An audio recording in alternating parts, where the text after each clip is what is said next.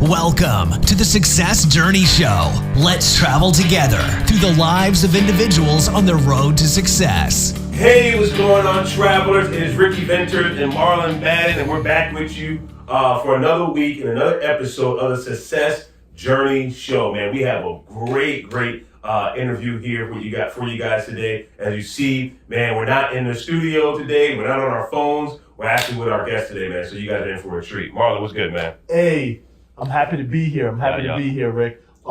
Just a little tidbit for listeners. Hey, travelers, if you're listening to this, we also have a video on our YouTube channel. You go to our YouTube channel, The Success Journey Show. Yeah. And then you just go on there and check it out, and you can see visual. Today we have a treat for you guys. Hey, we enjoy you guys, and we appreciate what you guys have been doing in the terms of subscribing and liking all the different stuff. Yeah. Keep on doing it. Yeah, share the stories. Let people know about other people and their successes and how it could just spread across the world, man. That's all we want to do. Yep.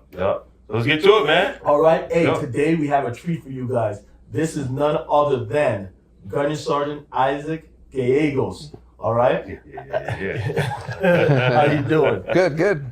You guys? Nice to see you. And I'm meeting you for the first time, man, so I'm really in for the treat. I already talked to you a little bit, but, man, so glad to have you on the show with us today. Appreciate it. Yeah, absolutely. Thanks for thinking of me. Oh, no problem, man. Man, you're I'll tell the story again on camera. So I met you because Master Gunny Harper, and we ran into each other a couple times at work. Yeah.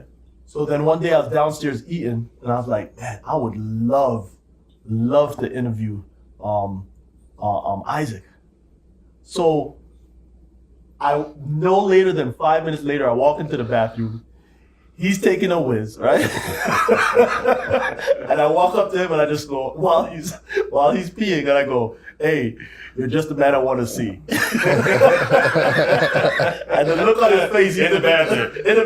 And he looks at me like, but it just overcame me that I saw him right there. So I was just like, all happy. And then I was like, oh, this is not a good sign.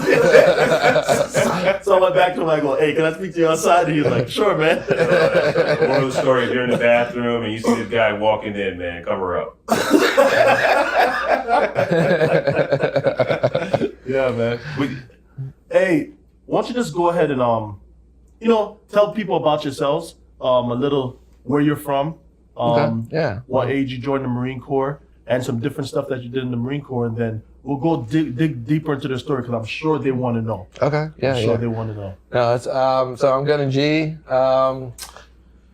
My career, I started off pretty young. When I joined the Marine Corps, I was still a young buck. Had some college under my belt, military academy, stuff like that. But overall, I had my when I was in the Marines, did my Iraq deployment, and then did some contracting beforehand. But my last pump, I was at 03, right? Okay. And I was attached to a LAV unit at the time, so I was with the 3rd LAR. Great unit, great guys. Disbanded 2 years ago, but they still got a few of the units still going. But I had a great group of guys, mean the world to me. The ones that are left, should I say. They got fat and, it happens, it happens to the best of us. But, no, I still talk to them occasionally, but, it's, best time of my life. Yes. Just being with those group of individuals, that, you do anything for each other, Yep. Risk your life. It just, you can't beat it. Yes. And that's like when people, talk about joining the military, I was like, what do you want to do in your life?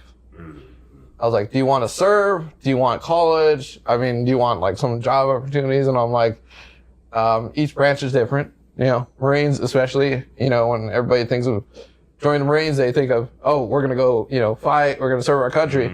And that is the main goal, Yeah. And I was like, but it doesn't always just have to be that, Look towards the future, what you want career-wise, and you could actually put that into your plan, your little steps, what you want to accomplish in life. So, but for me, it was always about serving. That was the first thing. And then, after, when I deployed to Iraq, I got injured, like a month before coming back, which usually that's how it happens. Always. It's usually that last, month, a couple months where you get complacent, or not saying that I was complacent, but, or something happens. So you gotta learn to adapt. Yeah. So, and, there's a couple guys injured with me. A couple guys got killed, unfortunately.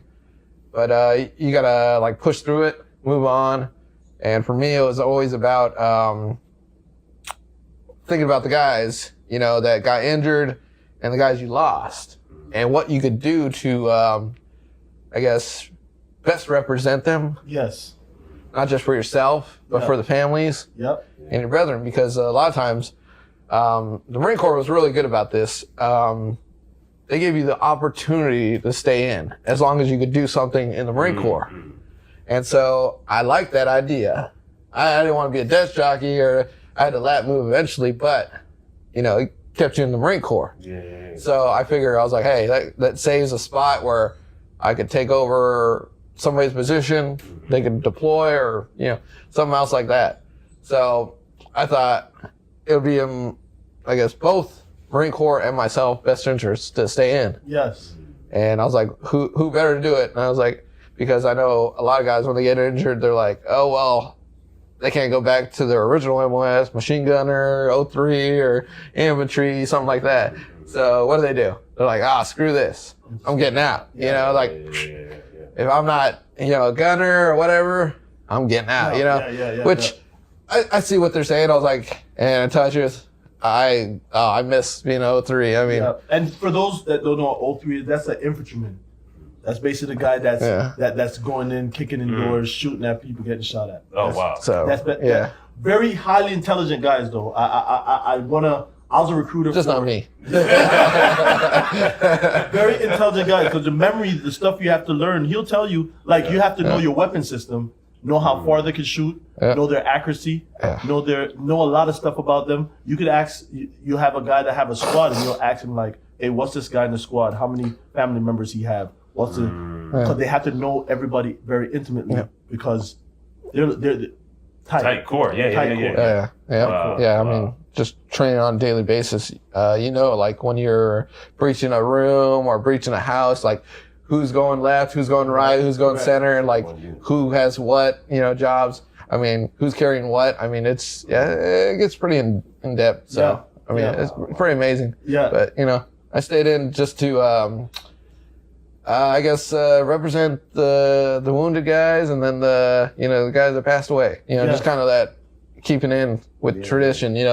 Make sure that love it. Keeping that brotherhood. So absolutely. But I want to go a little deeper into your story, man. You said you went to Iraq, you've been to Afghanistan. Tell us. A lot of people are going to notice, and they're going to say, "Oh man, he said he was injured a little bit." Just a flesh wound. Just a flesh wound, right? So can you, if it's not too much, because I know sometimes guys don't want to talk about it, but if it's not too much, can you talk about that instant? Okay. And tell and paint a picture for people of what happened. Oh, definitely. Don't play with matches, for one. No, obviously it wasn't that, but,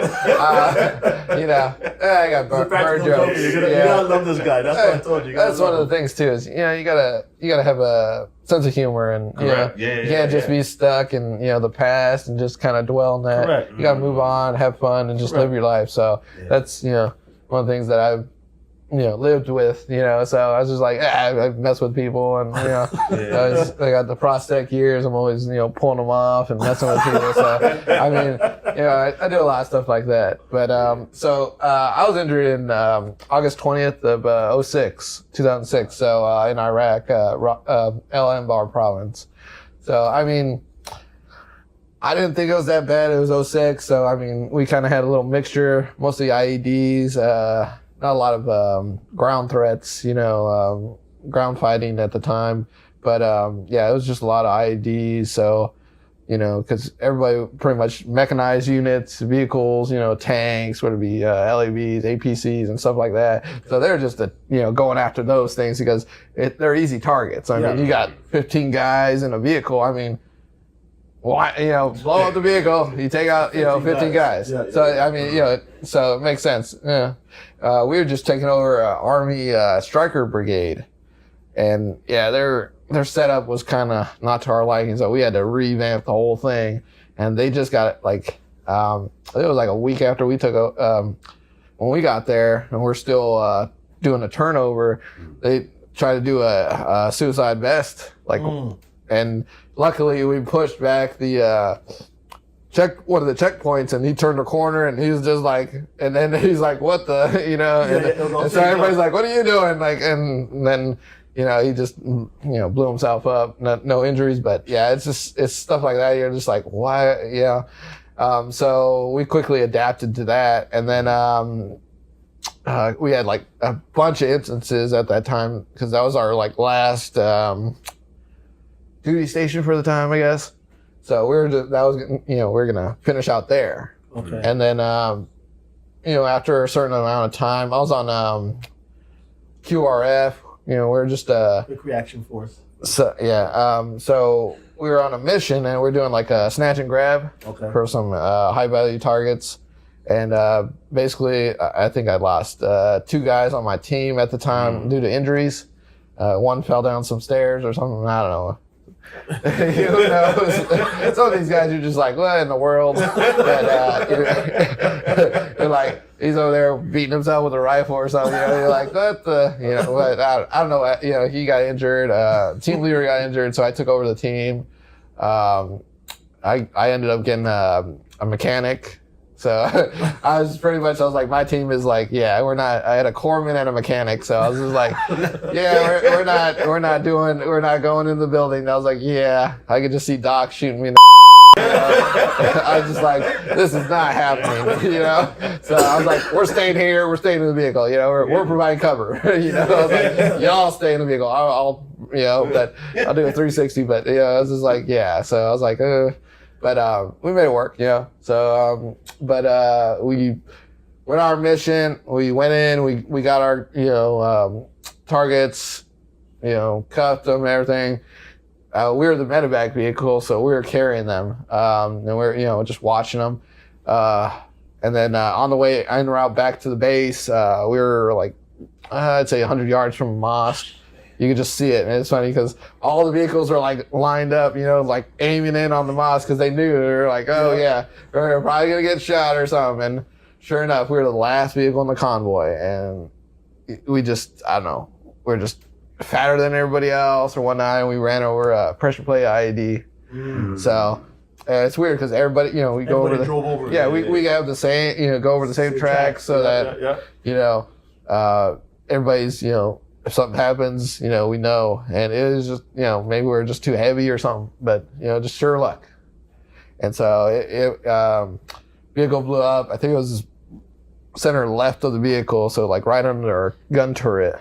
And I got launched out of the vehicle. So, wow. And how the vehicles work is the back at the LAB, we have like, I'm trying to think of how much, it's like 250 gallons of gasoline, and we're sitting on it. Yeah. So, like, I was lucky enough to have, we have a scout hatch, so I poke out so we could watch our 6. Yeah.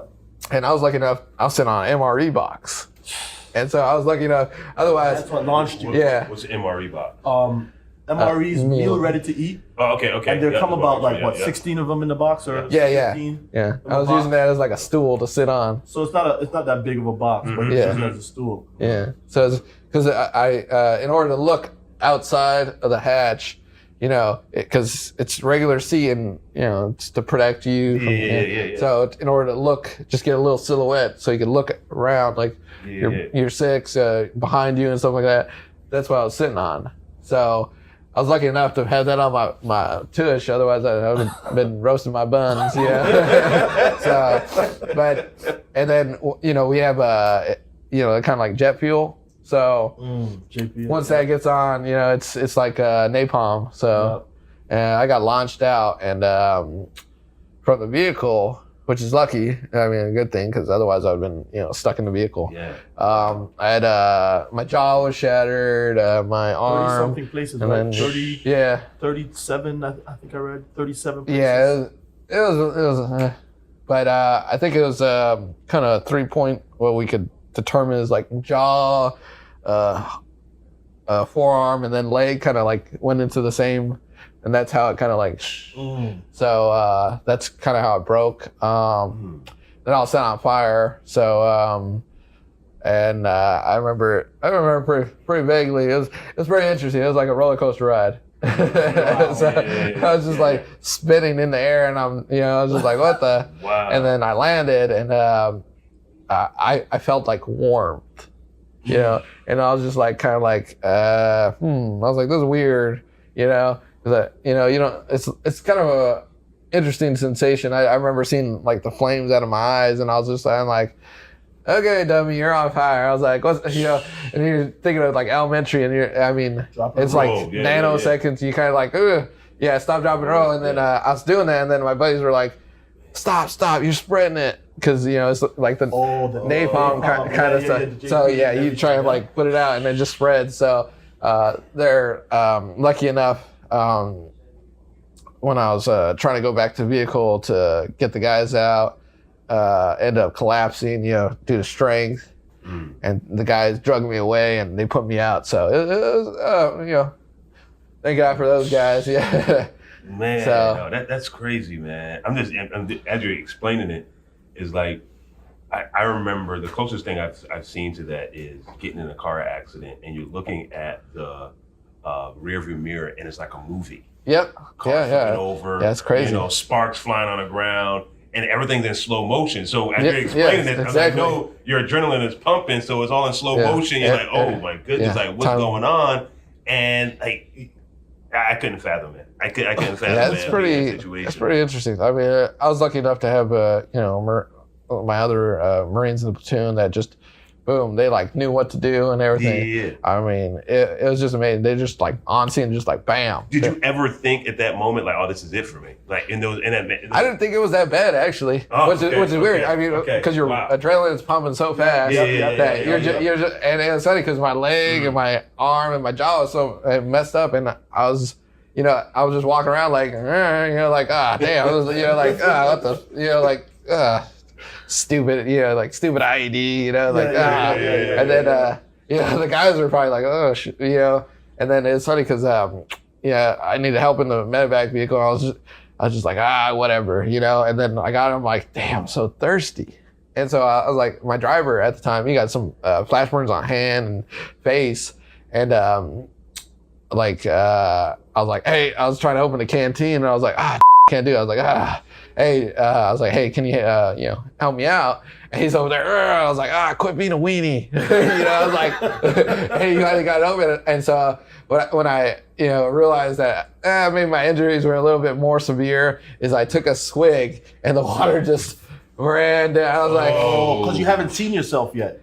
Yeah, no. I didn't. I was just like thirsty, and I was like, take a little water, and I just felt it, and I was like, I was thinking maybe I was just like kind of like out of it, and I was just missing, and then I tried it again, and sure enough, it went. I was like, something's wrong. So I was just like, okay, and I just drenched my shirt and so it was pretty. It was different. And then after that, it was kind of in and out. So, but we had some good corpsmen and good medics, Army medics out there. So, I mean, thank God for that. They stabilized me, took care of me. So yeah. So when you finally started to come through after that whole incident, that you said you were out of it after that point. Yeah. It was kind of in and out. Yeah, in and out. When you finally start to get stabilized, and you're actually realizing what's happened. Yeah, it's weird because I didn't really. Through most of it, I didn't really take myself as, being burned or anything like that. I still, I look in the mirror, I saw myself. And then obviously I had fixators here, my jaw, and then, I think they put me in a medically induced coma to, for the healing, help with the healing. And then when I woke out of it, I scared the out of a nurse. I just, I woke up and just, went screaming. But it was one of the most or more difficult things because I woke up, they sutured my mouth for the healing, and then skin grafts, and then my eyes were sutured as well. So I was like, you can't. And I'm like, what? I think I think that was probably one of the more scared kind of things because you can't see anything, you can't talk, and you're just like everything's black, and you're just like, what the, is this it? Thank you for listening to the Success Journey Show. Please follow us on our social media on YouTube, Instagram, and Facebook at The Success Journey Show. Also, check out our website at thesuccessjourneyshow.com. Thank you for listening and enjoy the rest of the show. When everything is black, that's what everybody's saying. You're like, is there going to be a light next, right? Because don't go to the light, right? So now you went through that, and of course they send you down to San Antonio. I know San Antonio has one of the best, if not in the world, it has the best burn unit in the world. It's a hospital down there. Everybody comes from around the globe to go there. It's just amazing what the work they do, and especially with the technology, it's advanced so much, especially during the wars. A lot of people, I tell them, they're like, oh, war is a horrible thing, and I was like, yeah, it is, but at the same time, our advancements in medicine, technology advance, hundreds of times faster because of the outcome of war and our demand. And I was like, if it wasn't for that, we'd still be back. So it whether or not you agree, it does have its perks. And that that's what when I sat down and I had lunch with him. I just didn't say, I want to do an interview. Then that was it. I sat down and I had lunch with him, and that's something that I admire so much about you, that you're a glass half, you're not a glass half empty guy. You're a guy that you're very optimistic. Because look at that, somebody that went through it, they're like, hey, I know war has, you could be like, man, oh my gosh, the only reason that this happened is because of war. But you're saying, hey guys, no, war actually helped medicine to advance to help others. So you're still looking at, just like you're saying, that service. You're still looking at others, and that's what I admire so much about you, man. Appreciate it. I admire a lot about you. Yeah, it's you figure we went from when Vietnam War burn era, because they're using a lot of napalm and stuff. So it's a chemical burn, so it's obviously different than a natural burn. But the advancements and then the I guess survival rate on that was 20% of being burned. So you take that from now, it's about 80 to 90 something percent. When you get burned, your survival rate is skyrocketed. Wow. So it's amazing, the technology. And then you also have all the civilians, Air Force, Army, Navy, that work on you, that put you back together. So it's just amazing. So you can't beat it. So I was just glad it was in an era where our technology is just to that point where you could be on your deathbed, but they will save you. Wow. So it's just amazing. Wow. So you start going to rehab, go through the incident, you're starting to heal, recover. But you mentioned in the beginning, your summary, you gave a little brief summary about yourself, that you took it as an opportunity to find a way to stay in the military because of just what it would mean for the families that have lost people, what it would mean for people that have been injured. So it was how do you find your space? Can you tell us a little bit about just your thought process of, what were you thinking, as through your recovery, where am I going to come back? Where am I going to fit in at? What am I going to be able to do, Yes. Through my whole turmoil of recovering, going through OT, PT, and all the surgeries, I got to a point where I was just like, enough with the surgeries and all that. I was like, there's only so much they could do, and almost a certain amount of time or, surgeries that will benefit you. There's, a time enough is enough. Yeah, and so from that, I've always had the attitude of, I wanted to continue doing something, whether it be serving or helping the military in some aspect. And a lot of guys, you know, as soon as they got their med board and all that, they just, you know, going home. You know, it's like I did my service, which we appreciate them and all that. But I always felt, I don't know if it was just my parents or, you know, family, just the way they raised me, just, you know, always pushing, you know, be better, you know, always continually challenge yourself and push yourself. So there's a point where I just, okay, I'm done with all the, you know, surgeries and then anything to the medical aspect where I was like, I'm done with all this nonsense. I was like, I need to see what I want to do. And so, you know, probably after a year or two, I was like, I want to go back. You know, I was like, I mean, because I looked at myself and I was like, I was injured, but I saw other guys that were injured a lot worse. And I was like, and I know well that if they had the opportunity, they would, you know, keep fighting. Yep. So I was like, you know what? My injuries, you know, are nothing compared to some of these guys. And I was like, they're still fighting. I was like, you know what? I should be fine too, you know? It's just like any one of us, you know? Yep. It's just, you know, I look at it as it's a draw the straw. Like it could have been any one of us in the service. Correct. Whether it be combat or training or accident. You know, we could be driving down the street, which is funny because I think the statistics at the time, even during the first push back in 2003 or, you know, back in 2002 for Afghanistan, the statistics were actually worse being a college student in a car accident than actually going to war. So yeah, it's pretty crazy. So I mean, you see stuff like that and you're just like, what the heck? So it was just a draw the straw. I mean, could have been any one of us. And I look at it as like, why not? I was like, I'm more than capable of staying in and performing my job. So I was like, well, you know, why not? And I was like, I know a lot of the other injured guys, they would love to stay in, but they felt they couldn't because they couldn't perform their old job. So, and I wouldn't have stayed in it if I didn't think I was able to. So other than that, I would have been like, oh yeah, I'll get out. So, I mean, obviously I had to lap move to a different job, but it gives me the opportunity to actually go back.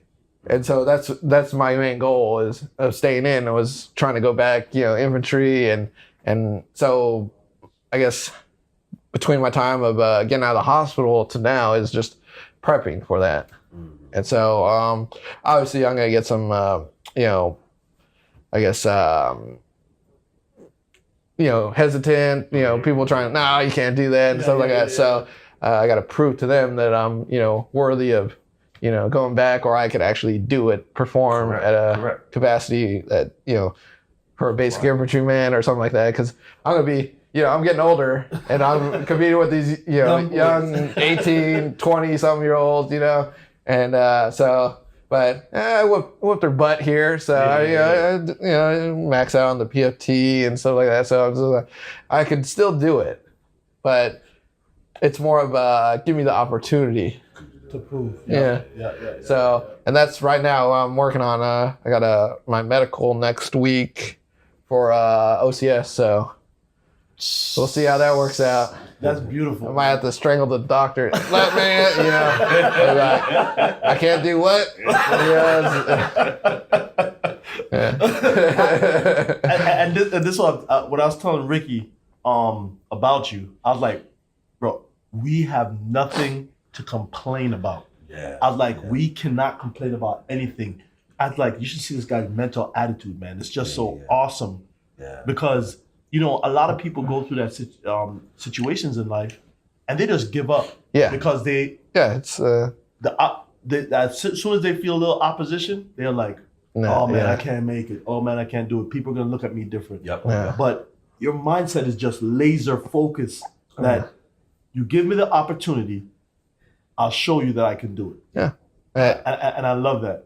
It's been a fight. I mean, just to stay on, and I've been lucky enough. I mean, my dad was in, and it's funny because was it Sergeant Major Strader? They're over back in the day at Lejeune together. Yes. So, and he's like, I know you, and so, and when Sergeant Major and the Commandant would always come out to visit some of the injured guys, and it's just amazing the support that they're like. And you know who's the boss of the Commandant, right? His wife. The wife's always the boss. Yeah. So and she always asks, "What do you need?" And it was so funny because I think one of the worst times when medically I was in the hospital, so I couldn't eat because they eventually, it took them a month to figure it out. But I guess when they do exploratory, they open you up, make sure everything's good to go. They singed an intestine. Ooh. And, a little tube. And so slowly it closed, right? And so I couldn't hold any food down. And so they're trying to figure out what the heck's wrong with me and all this. So I went from about 185 to 80 pounds in a month. And I was on ice cube diet. Literally, I could only eat, and it was like a dab. Like they have a sponge, and I was just dying. I was that was probably my worst moment. And it just kind of killed my whole body. But it was funny because as soon as I recovered, they went in, fixed it and all that. The first thing I did when I saw the comment, he's like, "What do you need, Marine? What do you want to do?" And I was like, "Give me a Pepsi." I was like, "I need a Pepsi." And he's just like, and he goes to the nurse is, "Can you have a Pepsi?" "No, he cannot have a Pepsi." I'm like, "Give me a Pepsi, sir." And he's like, like, what the heck? And then after that, I was just like, I want to be with my Marines. I want to stay in. I was like, this is just a minor setback, And I was like, a minor setback. I was like, I love that. I love that, man. Everything he says is minor. Yeah, that's just minor. And it's funny because my old vehicle commander, Gunnery, he retired Master Sergeant just like a year ago, and he always told us, he's always a prankster and everything. He's a really good guy. He always took care of the Marines, and he always told us, he's like, you think you have it bad? Just think somewhere on this planet, there's a Marine in a fighting hole in mop suits, getting rained on or whatever, cramping his pants and all that, like that has it 10 times worse than what we have it now. So just think of that every time you think, oh, this sucks, and So that's always how my outlook in life. It could always be worse. Yeah. I mean, I had to, when I was in the hospital, I was lucky. My parents were, there most of the time, or pretty much the whole time, should I say. And they wanted to amputate my arm, my leg, just because they're worried about infections. And so I was like, if they weren't there, they probably would have. So it's like stuff like that. You're just like, wow. So, man, I mean, I'm listening to your story, man, and just feeling your energy. I'm just like, it doesn't match. What I mean, it doesn't match because someone else, most people that go through, I'm always saying, adversities and things, setbacks, they're like, oh man, life is over, it's screwed up, why didn't this work out for me? I want to be a Marine, I'm in the infantry, I'm going out, with my guys, my crew, and then this happens to me. I can't go back to fulfill the dream that I had. What do I do? Life is over, but the energy that you're giving is like, yo, man, it's just a minor setback. It was just a pivot and move, and for people to be able to process that, one, what I'm hearing from you is a lot of a selfless mindset, because what's making you make your moves is like you're thinking about, wow, I'm in this situation, but someone else could be worse. I'm in a situation, but somebody else lost somebody. So, let me stand in the gap, to say, hey, I'm going to keep fighting because, their person's not there to fight for them anymore. Someone else is injured and they just can't perform at all, so let me stand in that gap, And I can imagine the new recruits that come on and they're in training, and they sit there, start complaining a little bit, and you're like, First you just stand there like come on, like really? Like, come on, man. like, you don't have to say nothing, just stand there. Like, are you really complaining right now? And it's beautiful, man, just to hear your mindset and your outtake on, what life, your journey has brought you so far. There's no guarantees in the game of life. That's what I always say. You live and you die. And I'm gonna tell you something, man. How you picked me up the other day. I don't think you even knew it. I was feeling super sick, Oh yeah. When I saw you there, and I just came back from medical, my body was feeling, I was aching, I was doing everything, and I was walking up and I saw him. He was going to handle some business, and I was like, "Hey, what's going on, man?" He's like, "Hey, what's going on?" Chipper like he always is, and I was like, "Yeah, man, I'm feeling sick." He's like, you'll be all right." And I'm just like this. When I walked away, I said in my head, I said, "He's right. I'll be all right, man." Why am I here if my body hurts? I'll be all right. And it was just because he was just like, and he didn't say, "Oh man, you're sick. Oh my gosh. Oh," he was just like, "You'll be all right." And I'm like this. Yeah, I'll be all right. Yeah, so I want to tell you, man, and I'm sure I don't work directly with you in your office, but I'm sure that attitude that you have, it just goes through the whole office. I'm sure it does, because everybody else, it's infectious. It's infectious because everybody else can just say, like you say, "Hey, somebody else can have it worse. Somebody else can have it worse." I mean, I'm not the sharpest or brightest tool in the shed, but I mean, I make it work. There's sometimes I'm like, I don't know how to do this, but guess what? I will make it happen. It may not be the correct way, but it's gonna get done. That's my mentality. And I tell people, I was like, I'm not very smart, but I make sure it gets done, and that's the thing you gotta do. Yeah. Wow. Yeah, man. So what's some of your hobbies that you like doing? Yeah. Tell us about some of your hobbies. Usually just, like shooting, I'll draw or paint. You gotta keep sharp, especially here in the DC area, They don't let you go, I mean, it's not mandatory to go qual and stuff like that. That's true. But yeah, just keep sharp and just, kind of just get out and release some stress and just have fun, be safe, as long as they're safe, everything's safe. Yeah. So I'll do that. I'll take out a bunch of people shooting and stuff like that. I'll go on like veteran, like the major runs a nonprofit, so with A Hero, and kind of help out other veterans. That one's for suicide prevention. They're kind of helping out because it's it's been going on for I don't know how long, but veteran suicide rate is really high, and trying to help that out. And I mean, I think like maybe 8 of my friends a year will commit suicide, and there's no reason for it. I mean, a lot of them just seclude themselves from society, and just kind of you don't hear from them, and they just kind of disappear, and then all of a sudden you hear, he took his life. So it's trying to help out those guys to slap them on the head, hey, what are you doing? Like, even if it's just call them up and joke with them, or trying to do stuff like that for that. Do a little community service here or there. We got like the Marine Corps always has the events, to help out with the road guard or something like that. I'll do something like that. Okay. I try and help out when I can. It's kind of hard with the work, just trying to travel and try to put your personal and work. So it's pretty busy schedule. But I mean, I'll do anything pretty much. Yeah. So it's good times. Yeah. So what would you tell? What is your biggest advice to recruits that come in, or even Marines that are in there, or the veteran guys that you go and talk to? Like, what is your biggest message to them? Keep the faith.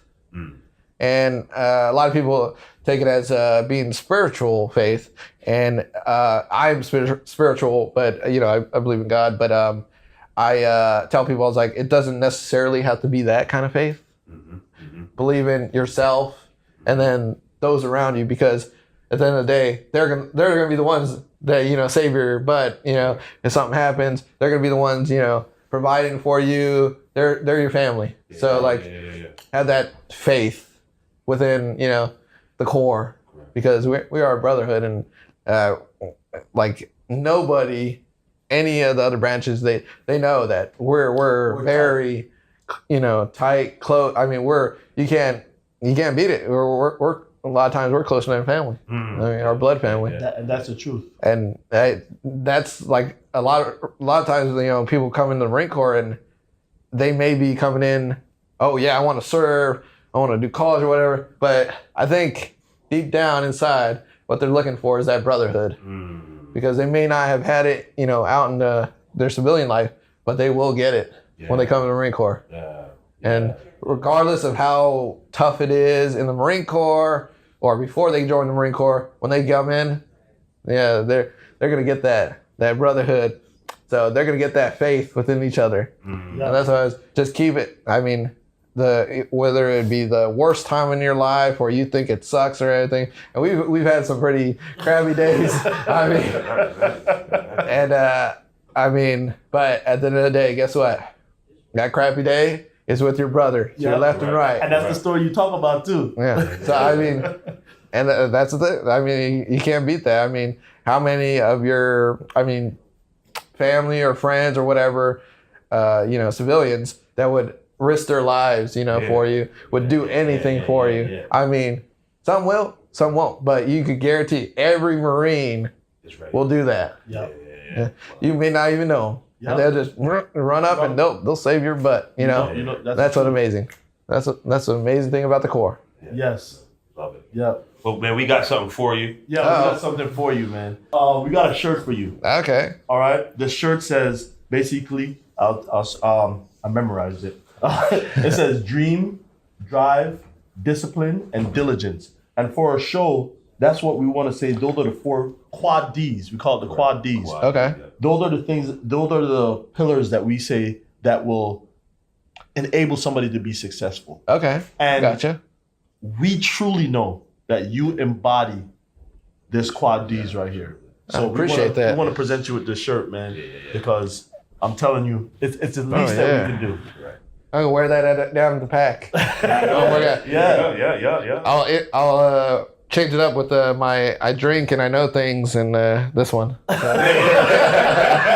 My Game of Thrones shirt. I love it. Oh, that's awesome. Love it. Yes. Man, well, we really appreciate you, man. Your service, everything you've done, just sharing part of your story. We can dive so much deeper. We could probably sit here on this couch here for another 2-3 hours. We can contemplate the universe. Yeah, exactly. But listeners, man, and travelers, we hope that you hear this story. And what Marlon and I really want you guys to get from this is that there's nothing too hard. There's no adversity. There's no setback that should keep you down, right? And just like Isaac said here, he said, there's someone out there that's always worse, and you got to think about that. And I know sometimes you can be in life like, well, yeah, there's someone worse, but I'm me, and I don't want to be, I just want what I want, and hey, I understand that, but you need to be grateful every single morning that you get up, just for the opportunity to have life, because a lot of people didn't wake up this morning. A lot of people, when they did wake up, they're waking up when they need assistance to breathe, or they have tubes all over their body, or they can't even open their eyes, or whatever it may be. So you got to be grateful that you have 2 legs to stand on. You're able to walk, you're able to breathe, you're able to open your eyes, you're able to see, your family, whatever you have. You need to take the moment right now to be grateful for it, because there's always someone worse. And always remember, there's no adversity, no setback that should keep you down. Like one of my mentors says, if you can look up, you can get up. And I really believe that with all my heart, man. Just keep looking up, keep getting up, and don't let anything stop you. So anything else you want to say, Marlon? Hey, for me, it's just our show talks about success, and we don't want to talk about success just a monetary thing. Correct. What you want to show success in just a mentality. Mm-hmm. This mentality right here is successful. Yeah. And what I love about it is that there's nothing that's going to keep you down. Yeah. And he said, just give him the opportunity, space and time, and he'll make it happen. Yeah.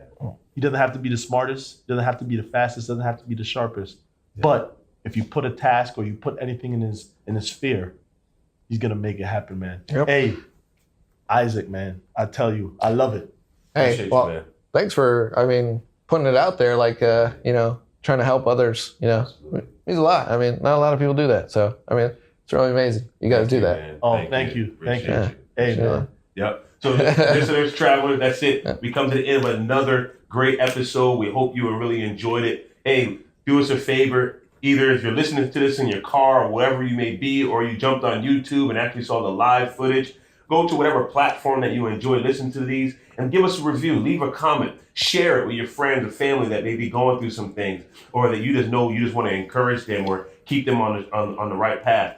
Go to our website, thesuccessjourneyshow.com. You can join up to be a part of this journey squad, where you receive information about newsletter, new guests that we're going to be interviewing, previous guest information, contacting the guest. So listen, this platform is built for you because Marlon and I, we want to just really help you to your destination. And that destination is where you want to go. Not where we want you to go, but where you want to go. But we know you need to have the dream, drive, discipline, and diligence in order to get there. So hey, that's it. Again, thank you for tuning in for another week of the Success Journey Show. And we will see you next week at the same time. All right, everyone, have a good one. Peace. One love. You've been listening to the Success Journey Show, where your dreams, drive, determination, and diligence are the foundation to success. For more information, check out thesuccessjourneyshow.com. The Journey Squad is here helping you to your destination.